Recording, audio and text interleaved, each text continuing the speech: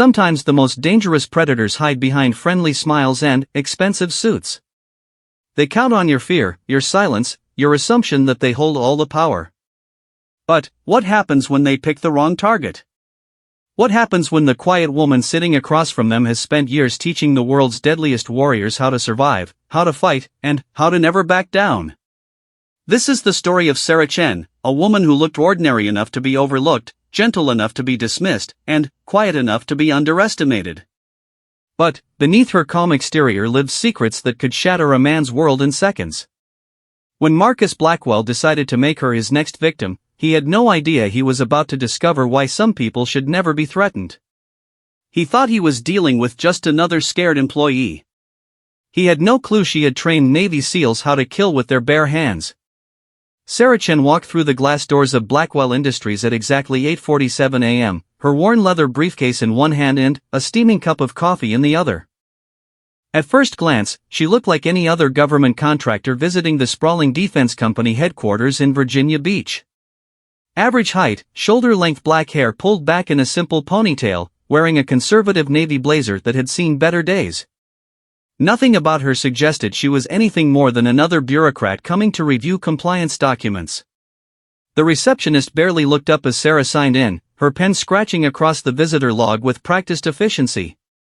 "Miss Chen for Mr. Blackwell," she said quietly, her voice carrying just a hint of an accent that most people couldn't quite place. "I believe I'm expected at 9. What the receptionist didn't know, what nobody in that gleaming corporate lobby could have guessed, was that Sarah Chen had spent the last 15 years of her life in places most people only saw in nightmares. She had crawled through jungles in Southeast Asia, survived interrogations in Middle Eastern safe houses, and taught some of America's most elite warriors how to stay alive when everything went wrong. The woman standing patiently by the elevator, checking her phone for messages, had more confirmed kills than most infantry units. But today, she was just Sarah Chen, compliance officer with the Department of Defense, here to conduct a routine audit of Blackwell Industries' government contracts. At least, that's what everyone was supposed to think. Marcus Blackwell was already in a foul mood when his assistant informed him of the morning's appointment.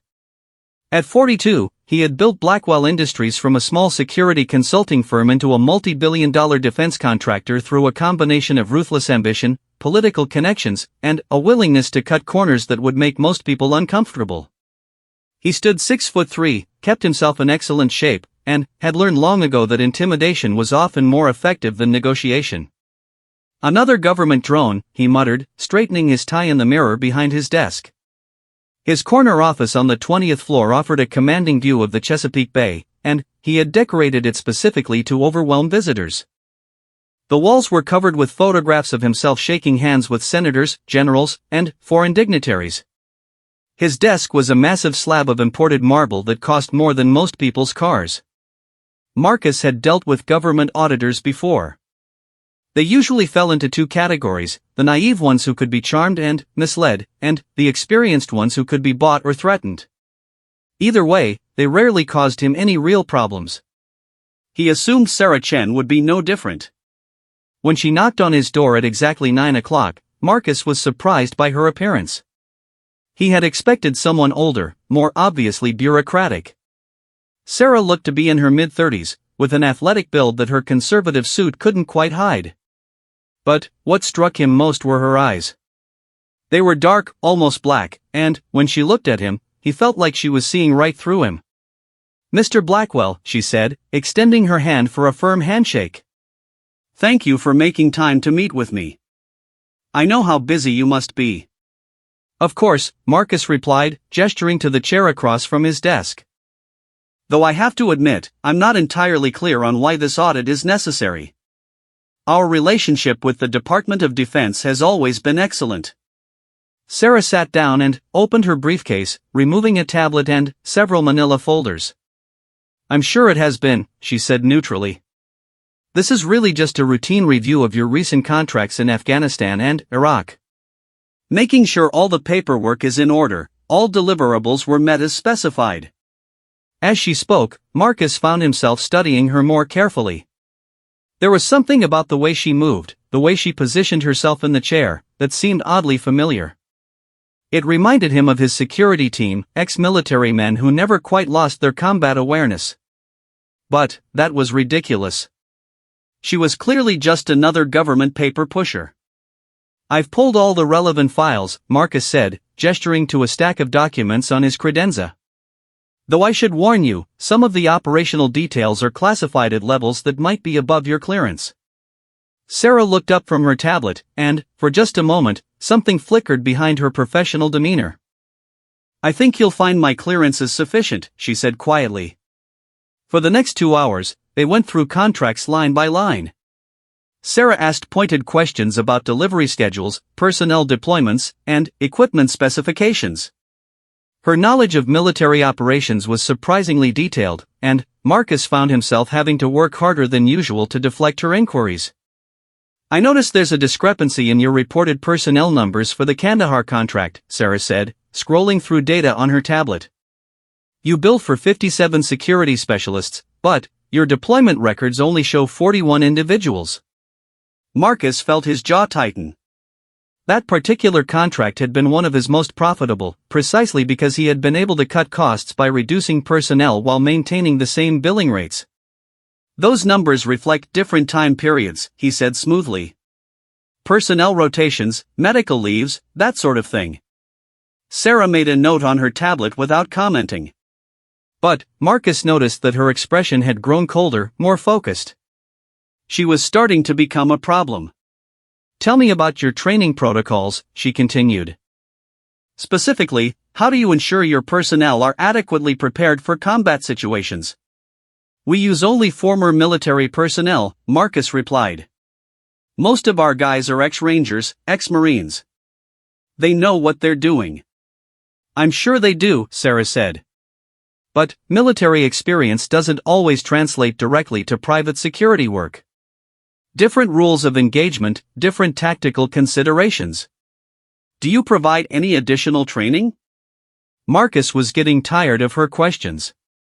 In his experience, the best way to handle persistent government investigators was to make them understand who they were dealing with. He leaned back in his chair and let his voice take on a harder edge. "Miss Chen," he said, "I've been in this business for over 20 years. I've worked with everyone from Delta Force to the CIA. I think I know how to prepare my people for the field." "I'm sure you do," Sarah replied evenly. "But the families of the 8 contractors who died in the Kandahar incident might disagree." The room went very quiet. Marcus felt a cold anger building in his chest. The Kandahar incident was supposed to be buried, classified so deep that no routine audit should have been able to access those files. The fact that this woman knew about it meant she was either much higher up the food chain than she appeared, or she was fishing for information she shouldn't have. "I don't know what you think you know about Kandahar," Marcus said slowly, "but I'd be very careful about making accusations you can't substantiate." Sarah looked up from her tablet, and, this time, Marcus saw something in her eyes that made him uncomfortable. It wasn't fear or uncertainty. It was the look of a predator that had just spotted prey. "I'm not making accusations," she said quietly. "I'm reviewing facts. 8 men died because they were inadequately trained and under-equipped for the mission they were assigned. Your company collected full payment despite failing to deliver the services contracted." Marcus stood up abruptly, using his height to loom over her. It was a tactic that had worked countless times before, making smaller people feel threatened and vulnerable. "I think this meeting is over," he said coldly. "I'll be filing a complaint with your superiors about your unprofessional conduct." But Sarah didn't flinch or look away. Instead, she closed her tablet and placed it carefully in her briefcase. When she stood up, her movements were fluid and controlled, like a dancer or a martial artist. She was shorter than Marcus, but somehow she didn't seem intimidated by his size. "That's certainly you're right," she said. "But I should mention that this audit is being conducted at the request of Senator Morrison's Oversight Committee. I imagine he'll be very interested in my preliminary findings." Senator Morrison. Marcus felt his stomach drop.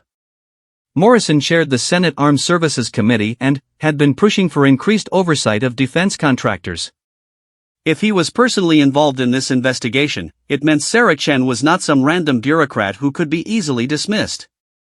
Perhaps we got off on the wrong foot, Marcus said, forcing his voice back to a more diplomatic tone. Why don't we continue this conversation over lunch? I know an excellent restaurant nearby. Sarah shook her head. I prefer to keep business and personal matters separate. I'll need to review your training records and personnel files. I'll also want to interview some of your current and former employees. That won't be possible, Marcus said firmly. Many of our employees work in sensitive positions. Their identities are protected. Then, I'll work with the Justice Department to obtain the necessary subpoenas, Sarah replied without hesitation. This investigation will continue, Mr. Blackwell, with or without your cooperation. As she walked toward the door, Marcus felt his carefully controlled temper finally snap. He had built his empire by never letting anyone push him around, and he wasn't about to start now. He moved quickly, positioning himself between Sarah and the door. You know what I think, he said, his voice dropping to a menacing whisper. I think you're in way over your head here. I think you have no idea who you're dealing with or what kind of people I know. Maybe you should consider whether this investigation is really worth the risk to your career. Or your health. Sarah stopped walking and turned to face him fully. For a long moment, they stared at each other in silence. Marcus expected to see fear, uncertainty, maybe even tears. Instead, he saw something that made his blood run cold. Sarah Chen was smiling. It wasn't a friendly smile or a nervous one. It was the smile of someone who had just heard exactly what they were waiting for, someone who had just been handed a weapon they knew how to use. Mr. Blackwell, she said softly, I think you should know that I record all my interviews. For quality assurance purposes, of course. Marcus felt the color drain from his face as Sarah reached into her blazer and produced a small digital recorder. The red light was blinking steadily. That recording will be part of my official report, she continued, her voice still deadly calm. Along with documentation of your attempt to obstruct a federal investigation through intimidation and implied threats of violence. She stepped closer to him, and Marcus found himself backing away despite his size advantage. There was something about her presence, her absolute confidence, that made every instinct in his body scream danger.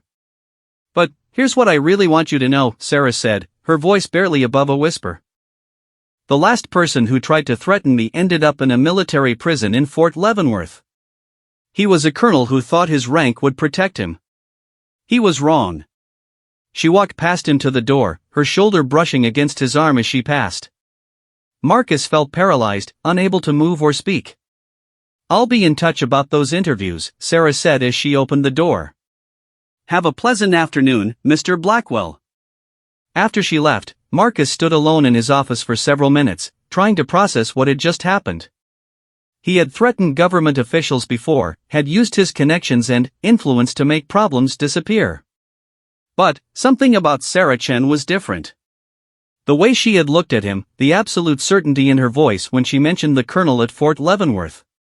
He walked to his window and looked down at the parking lot, watching as a small figure in a navy blazer walked to a nondescript sedan. As Sarah Chen drove away, Marcus realized that for the first time in his adult life, he felt genuinely afraid. He had no idea that his fear was entirely justified, or that the woman he had just threatened had capabilities that would terrify him if he truly understood them. All he knew was that he had made a very dangerous enemy, and that his carefully constructed world was about to come crashing down around him. What Marcus Blackwell didn't know was that Sarah Chen had been waiting her entire career for someone exactly like him to make exactly the mistake he had just made. And, now that he had, there would be no going back for either of them. Sarah Chen sat in her rental car in the parking lot of Blackwell Industries, her hands perfectly steady as she reviewed the recording of her meeting with Marcus Blackwell. Most people would have been shaking after being threatened by a man with his connections and resources. But, Sarah had heard far worse threats in much more dangerous places, and she knew something that Marcus didn't. She wasn't really a compliance officer with the Department of Defense. She was much more dangerous than that. Sarah pulled out her encrypted phone and dialed a number she knew by heart. It was answered on the second ring by a gravelly voice that had been barking orders at elite soldiers for over 30 years. "Colonel Morrison," the voice said. "Uncle Jack," Sarah replied, allowing herself a small smile. "I think we've got our fish on the hook." Colonel Jack Morrison wasn't actually Sarah's uncle, but he had been her father's best friend and had helped raise her after her parents died in a car crash when she was 12. More importantly, he was the military liaison to Senator Morrison's Oversight Committee, and he had been the one to suggest Sarah for this particular assignment. "He took the bait?" Morrison asked. "Hook, line, and sinker," Sarah confirmed.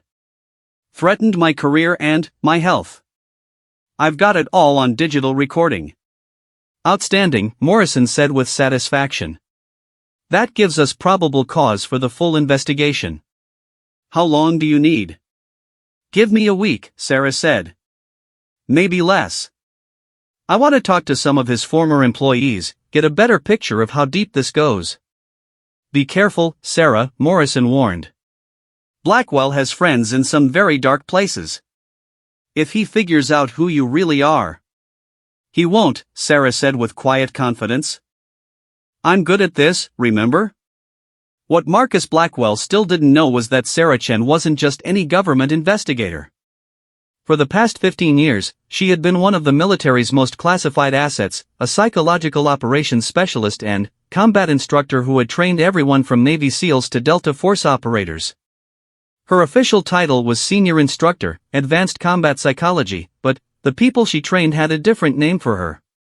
They called her the Ghost Maker. Sarah had earned that nickname during her first deployment in Afghanistan, when she had developed new interrogation techniques that could break enemy agents without leaving physical marks. She had pioneered urban combat training methods that increased survival rates by 40%. She had personally trained over 3,000 special operations personnel, and many of them owed their lives to what she had taught them. But her most valuable skill wasn't her ability to train soldiers. It was her talent for becoming invisible, for blending into any environment so completely that people forgot she was dangerous. She could look like a college professor, a soccer mom, or a government bureaucrat, and no one would suspect that she could kill them with her bare hands. That afternoon, Sarah drove to a small diner in Norfolk where she was supposed to meet her first interview subject. Tommy Rodriguez had worked for Blackwell Industries for 3 years before quitting abruptly 6 months ago. According to his personnel file, he had been a decorated Marine sergeant with 2 tours in Iraq and 1 in Afghanistan. According to his exit interview, he had left for personal reasons. According to the encrypted message he had sent through a veteran support network, he had information that could destroy Marcus Blackwell. Sarah arrived at the diner early and chose a booth in the back corner where she could watch both the entrance and the parking lot. Old habits from her operational days. She ordered coffee and waited, studying the other customers and noting the exit routes. Tommy Rodriguez walked in at exactly 3:30 p.m., and Sarah recognized him immediately from his photo. He was a compact man in his early 30s with close-cropped hair and the kind of alertness that never quite left former combat soldiers. He scanned the room carefully before approaching her booth. "Miss Chen," he asked quietly. "Please, sit down," Sarah replied, gesturing to the seat across from her. "Thank you for agreeing to meet with me." Tommy slid into the booth but kept glancing toward the windows. "I want to help," he said, "but I need you to understand something. Marcus Blackwell is not just some crooked defense contractor. He's connected to people who make problems disappear permanently." "What kind of problems?" Sarah asked. Tommy was quiet for a long moment, stirring sugar into his coffee with hands that weren't quite steady. "You know about Kandahar?" he finally asked. "Some of it," Sarah replied. 8 contractors killed in what was supposed to be a routine convoy escort mission. "It wasn't routine," Tommy said bitterly. "And they weren't killed by insurgents." Sarah felt her pulse quicken, but she kept her expression neutral. "What do you mean?" Tommy pulled out his phone and showed her a series of photographs. They showed military vehicles, weapons, and what appeared to be a desert compound. "These were taken the day before the Kandahar incident," he said. That's our convoy, supposedly heading out to escort a supply truck to forward operating base Chapman. Sarah studied the photos carefully. She had spent enough time in Afghanistan to recognize the equipment and terrain. This doesn't look like convoy escort preparation, she said. Because it wasn't, Tommy confirmed. We were carrying weapons and ammunition to a group of Afghan militia fighters. Fighters who were supposed to be on our side but who everyone knew were playing both sides of the conflict. That's illegal, Sarah said quietly. Arms trafficking to unvetted militia groups violates about 6 different international treaties. Blackwell didn't care, Tommy replied. The profit margins were huge, and he had people in the Pentagon covering for him. But something went wrong. The militia fighters we were supposed to meet had been compromised. They were working with Taliban forces. Sarah leaned forward. So the 8 men who died walked into a trap, Tommy finished. A trap that Blackwell knew about but sent them into anyway, because calling off the mission would have meant admitting what we were really doing there. How do you know Blackwell knew about the compromise? Tommy pulled out another phone, this one older and more battered. Because I was monitoring communications that day. I heard the intelligence reports coming in. I heard Blackwell's people being warned that the meat was blown. And I heard Blackwell himself give the order to proceed anyway. He played a scratchy audio recording, and Sarah heard Marcus Blackwell's voice clearly. I don't care what intelligence thinks. We're too close to abort now. Send them in. Sarah felt a cold fury building in her chest. She had lost friends in Afghanistan, good soldiers who had died because of enemy action or bad luck. But to hear that 8 men had been deliberately sent to their deaths for profit made her want to reach across the table and break Tommy Rodriguez's hand just to have something to squeeze. There's more, Tommy said, reading her expression. The arms trafficking was just part of it. Blackwell has been skimming supplies, falsifying reports, and selling military equipment on the black market for years. I've got documentation on at least 27 separate incidents. Why didn't you report this while you were still employed there? Tommy's laugh was bitter. I tried. Filed reports with his compliance department, with the military liaisons, even tried to contact the FBI. Every report disappeared, every investigation got shut down. Blackwell has people everywhere. What changed? Why are you talking to me now? Because last month, one of the other guys who knew about Kandahar died in a car accident, Tommy said quietly. Mike Patterson. Former Army Ranger, excellent driver, never had so much as a parking ticket.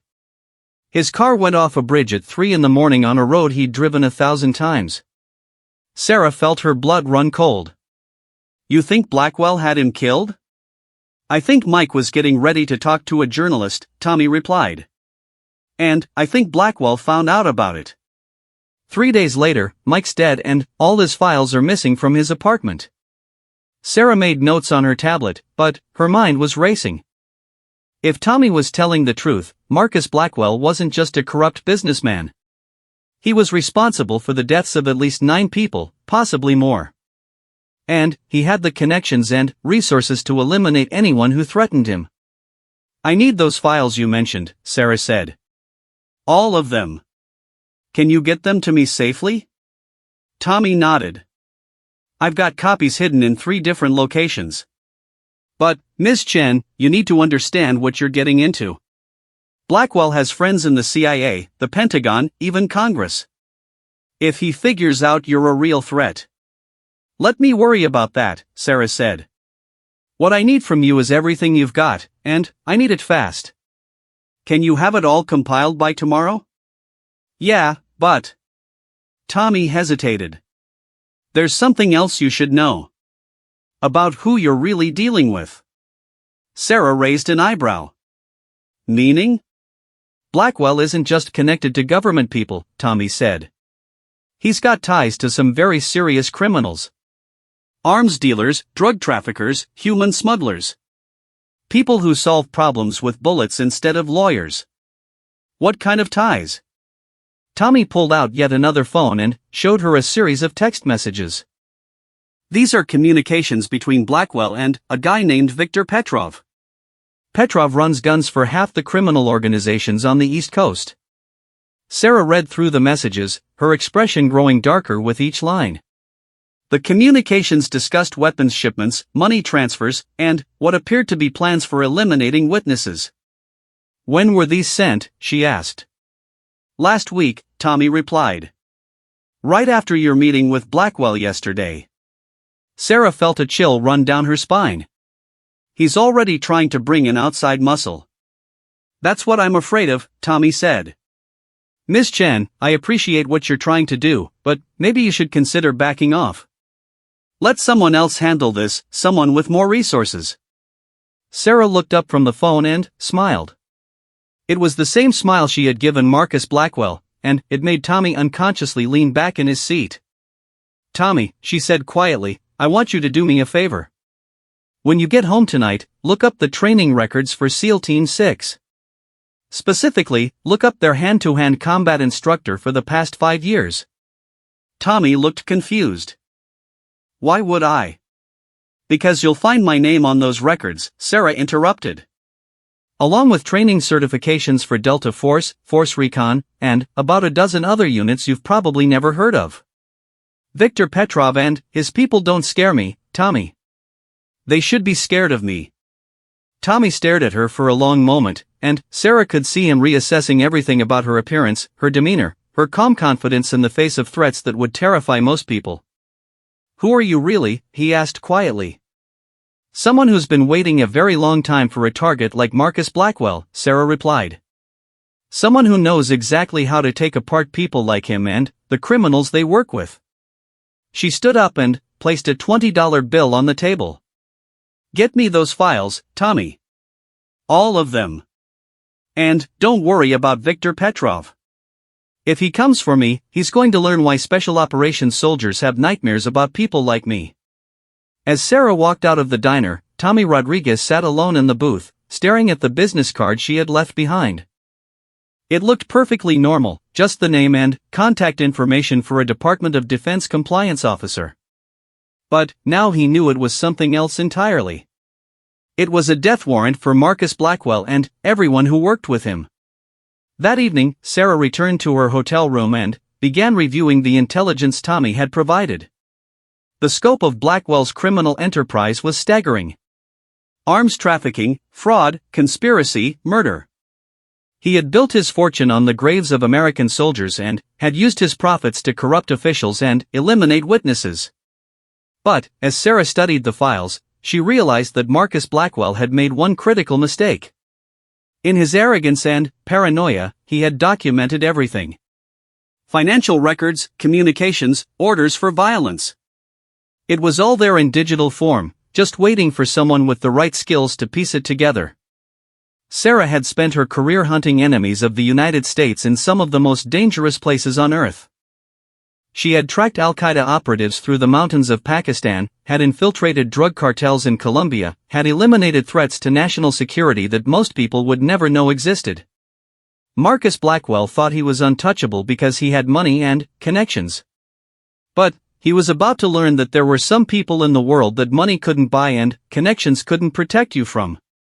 As Sarah began uploading the encrypted files to a secure server, her phone buzzed with a text message from an unknown number. Stop looking into things that don't concern you. This is your only warning. Sarah smiled as she deleted the message. She had received similar threats in a dozen different languages in some of the most hostile places on Earth. They never bothered her anymore. Because the people sending them had no idea what kind of monster they were trying to threaten. Tomorrow, she would begin the systematic destruction of Marcus Blackwell's empire. And she was going to enjoy every minute of it. Marcus Blackwell paced behind his desk like a caged predator, his expensive suit wrinkled and his usually perfect hair disheveled. It had been 3 days since his meeting with Sarah Chen, and everything in his carefully constructed world was starting to unravel. His contacts in the Pentagon weren't returning his calls. 2 major government contracts had been mysteriously suspended pending routine compliance reviews. And, most disturbing of all, 3 of his former employees had disappeared from their homes without a trace. "Sir," his assistant's voice crackled through the intercom, "Viktor Petrov is here to see you." Marcus straightened his tie and tried to compose himself. Petrov was not the kind of man you wanted to appear weak in front of. "Send him in." Viktor Petrov entered the office like a shark sliding through dark water. He was a lean man in his 40s with pale eyes and scars on his hands that spoke of a violent past. He had emigrated from Russia 15 years ago and had quickly built a reputation as someone who could acquire anything for the right price and eliminate any problem for an even higher one. "Marcus," Petrov said in his heavily accented English, "you look terrible." "This government woman is causing you stress, yes?" "It's under control," Marcus lied, gesturing for Petrov to sit down. "I just need you to handle the situation quickly and quietly." Petrov smiled, showing teeth that had been expensively capped but couldn't hide their predatory nature.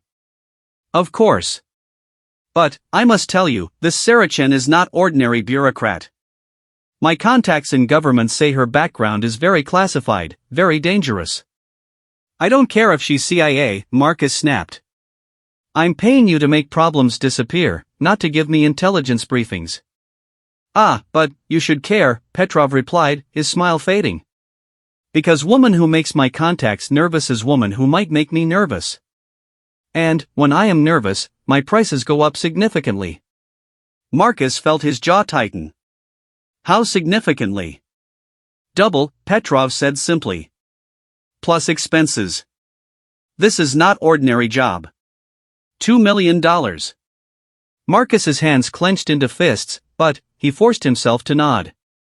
"Fine. But, I want it done tonight. Make it look like an accident." "Of course," Petrov agreed, standing to leave. "Though I should warn you, my research suggests this woman has very unusual skills. It may be more difficult than usual to catch her alone." "Just get it done," Marcus growled. What neither Marcus Blackwell nor Viktor Petrov knew was that Saracen had been listening to their entire conversation through a microscopic transmitter she had planted in Blackwell's office 2 days earlier. As she sat in her hotel room across the city, she smiled grimly at their arrogance. They were planning her assassination as if she were some helpless government clerk instead of a woman who had survived more death traps than both of them combined. Sarah's phone rang, and she answered it without looking at the caller ID. "Chun." "Sarah," Colonel Morrison's voice was tense with worry, "we're picking up chatter that Blackwell has hired a professional to take you out. Viktor Petrov, Russian ex-military, specializes in making people disappear." "I know," Sarah replied calmly. "I heard them planning it about 10 minutes ago." "Jesus Christ, Sarah, you need to get out of there." "We can bring in a tactical team, put you in protective custody until we can build the case against Blackwell." "Negative," Sarah said firmly. "If I disappear now, Blackwell will know the investigation is compromised. He'll destroy evidence, kill witnesses, and disappear into one of his offshore accounts. We only get one shot at this, Jack. Sarah, this Petrov character isn't some street thug. He's killed federal agents before." "Then, he's about to learn what happens when you threaten someone who's killed people much more dangerous than him," Sarah replied. "Trust me on this one, Jack. I've got it handled." "How can you be so sure?" Sarah's smile was cold and predatory. "Because I've been planning for this my entire career." Men like Marcus Blackwell think they're untouchable, think they can buy or threaten anyone. Tonight, Viktor Petrov is going to discover why special operations soldiers wake up screaming my name. That evening, Sarah made herself an easy target. She left her hotel at exactly 9 p.m. and drove to a 24-hour diner on the outskirts of the city, parking in a poorly lit section of the lot where the security cameras had mysteriously malfunctioned earlier that day. She ordered coffee and pie, sitting at a booth near the window where anyone watching could see her clearly. Viktor Petrov had been following her for 2 hours, and he was impressed despite himself. Saracen moved like someone with tactical training, checking mirrors, varying her route, never staying in one place too long. But she had made the classic mistake of routine, stopping at the same diner she had visited the previous 2 nights. Petrov parked his stolen sedan behind the diner and checked his weapons one final time. A silenced pistol for distance work, a combat knife for close encounters, and a small explosive device designed to make her death look like a gas leak accident. He had killed 37 people over the past decade, and Sarah Chen would be no different from any of the others. He was wrong about that in ways he couldn't possibly imagine. Sarah watched through the diner window as Petrov approached the building, noting his movement patterns and the way he favored his right side where she could see the outline of a concealed weapon. She had faced assassins before in places far more dangerous than a Virginia diner, and she knew exactly how this encounter would end. When Petrov entered the diner, Sarah was reading a paperback novel and sipping her coffee like she didn't have a care in the world. He approached her booth casually, sliding into the seat across from her with practiced smoothness. "Miss Chen," he said quietly, his accent thick but his English clear. "My name is Victor. I think we need to talk." Sarah looked up from her book and smiled pleasantly. "I'm sorry, do we know each other?" "Not yet," Petrov replied, "but we have mutual friend. Marcus Blackwell. He is very concerned about your investigation." "I'm sure he is," Sarah said, closing her book but keeping her hands visible on the table. "What can I do for you?" Petrov leaned forward slightly, his hand moving toward his jacket. "Mr. Blackwell would like you to discontinue your inquiry. He is prepared to make it worth your while financially." "How much?" Sarah asked, as if she were actually considering the offer. $500,000, Petrov said. "Cash, untraceable, deposited in any account you specify." Sarah pretended to think about it for a moment. "That's a generous offer. But I'm afraid I'll have to decline." Petrov's expression hardened. "I was hoping you would be reasonable." Mr. Blackwell anticipated that you might refuse his generous offer. His hand moved inside his jacket, but Sarah was already in motion. Years of combat training had taught her to recognize the exact moment when talking ended and violence began, and she had been waiting for that moment since Petrov sat down. Her left hand shot across the table and grabbed Petrov's wrist before his fingers could close on his weapon. At the same time, her right hand produced a tactical knife that had been concealed under her book. The blade was at Petrov's throat before he could blink. "Carefully now," Sarah said quietly, her voice carrying no trace of fear or uncertainty. "I want you to use your free hand to slowly remove your weapon and place it on the table." Petrov stared at her in shock. The transformation from mild-mannered government clerk to lethal operative had happened so quickly he could barely process it. The knife at his throat was razor-sharp, and he could feel a thin line of blood where it pressed against his skin. "You are not government compliance officer," he said finally. "No," Sarah agreed, "I'm not. I'm something much worse for people like you." With his free hand, Petrov slowly removed his pistol and placed it on the table. Sarah scooped it up without taking the knife away from his throat. "Now," she continued conversationally, "let's talk about your employer's business practices. Specifically, his habit of having people killed when they become inconvenient." "I do not know what you mean," Petrov said, but sweat was beading on his forehead. Sarah increased the pressure on the knife just slightly, and another drop of blood appeared on his neck. "Let me explain something to you, Victor. I've spent the last 15 years of my life hunting people who prey on American soldiers. Arms dealers, terrorists, corrupt officials who sell out their own people for profit. You and Marcus Blackwell are exactly the kind of scum I've dedicated my life to eliminating." "You cannot kill me here," Petrov said desperately. "Too many witnesses." Sarah smiled, and, for the first time, Petrov felt genuine terror. "Who said anything about killing you?" "I have something much more educational in mind." She reached into her jacket with her free hand and produced a small device that looked like a garage door opener. "Do you know what this is?" Petrov shook his head, not trusting his voice. "It's a remote detonator," Sarah explained calmly. "About an hour ago, I placed a small explosive device under your car. Not enough to kill you, but definitely enough to get the attention of every law enforcement agency in the state." Petrov's eyes went wide with panic. "You are bluffing." "Am I?" Sarah asked. "Would you like to find out?" "Because I can press this button right now and Watch through the window as your stolen sedan becomes a smoking crater in the parking lot. The FBI forensics team will have a field day going through the wreckage.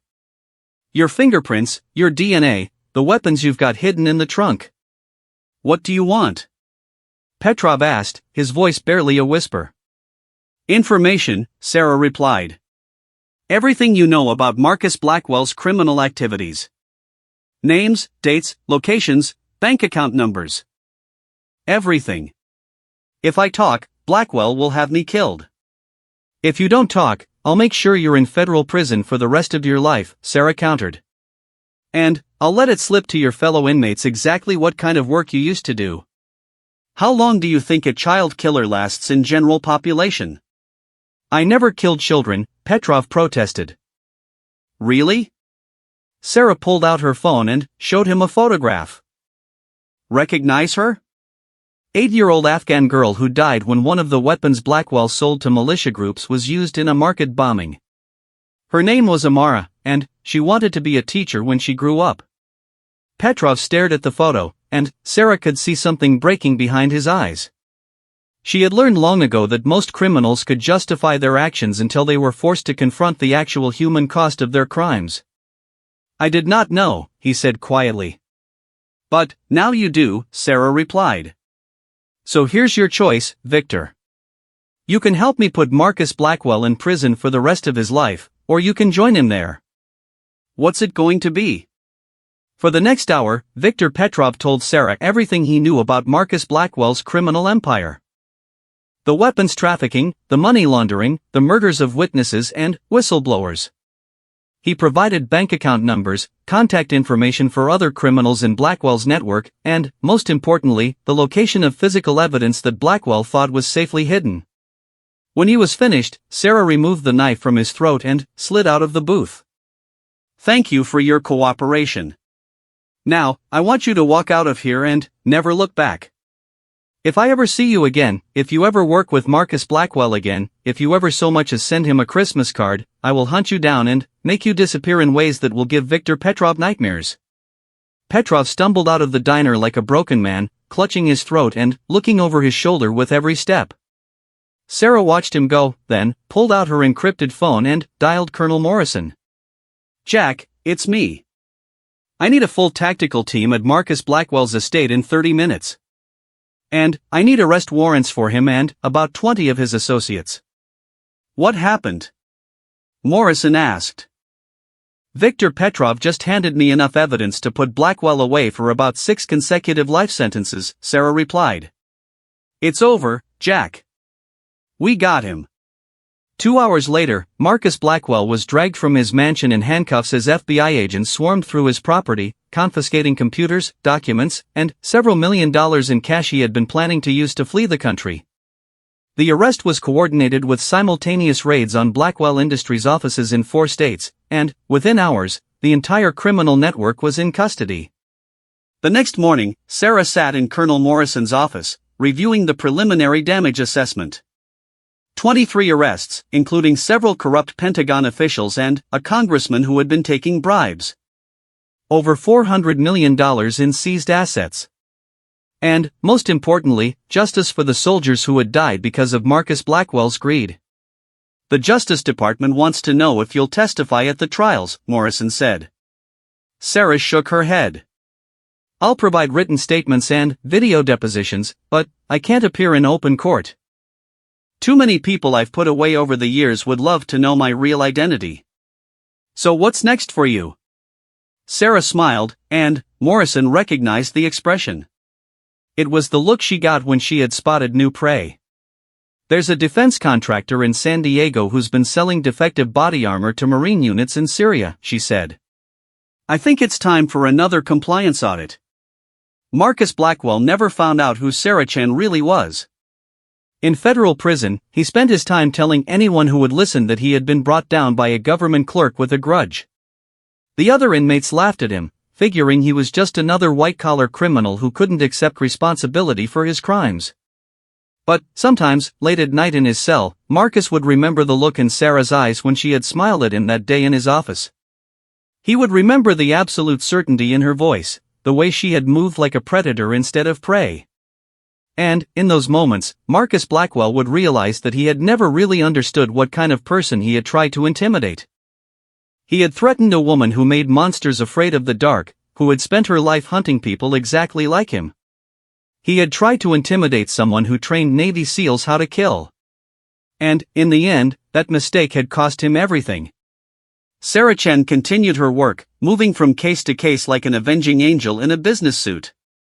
To the outside world, she remained a mild-mannered government compliance officer. But, to the corrupt defense contractors, arms dealers, and criminals who preyed on American soldiers, she was something else entirely. She was the reckoning they never saw coming. The ghost who made nightmares real.